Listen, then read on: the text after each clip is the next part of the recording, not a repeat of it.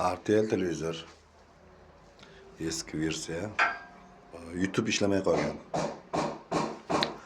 YouTube ishlamay qolgan. Mana bu YouTube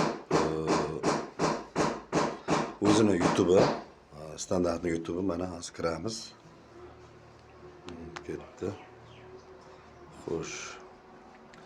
YouTube. Mana YouTube ilovasi ishdan chiqqan. Короче, bunga biz yangi ilova ustunovka qildik. Fleshka orqali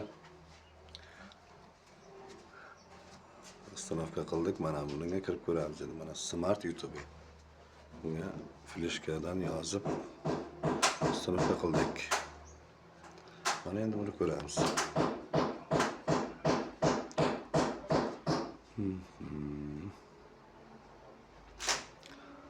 Hop, mana bunda ishlayapti.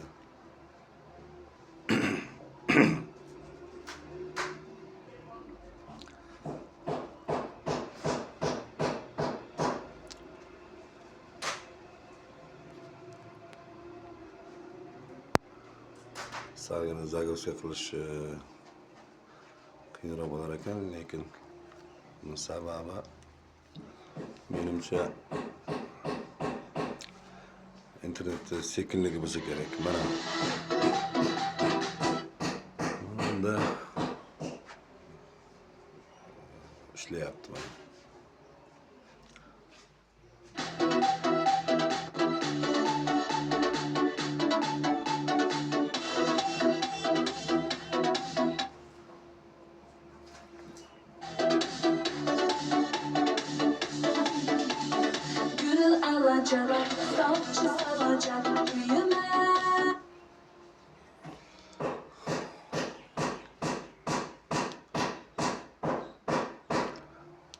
Kalın.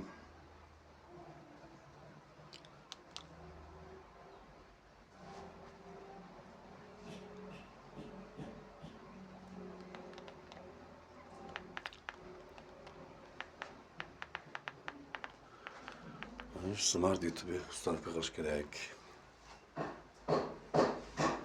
Kimda televizorda shunaqa muammo bo'layotgan bo'lsa, mana shu ilovani fleshkaga yozib, keyin ustunovka qilish kerak va bitta обновление berib yuborish kerak, ishlab ketadi YouTube. Agar qila olmasangiz menga aytingizlar. Qilib beraman.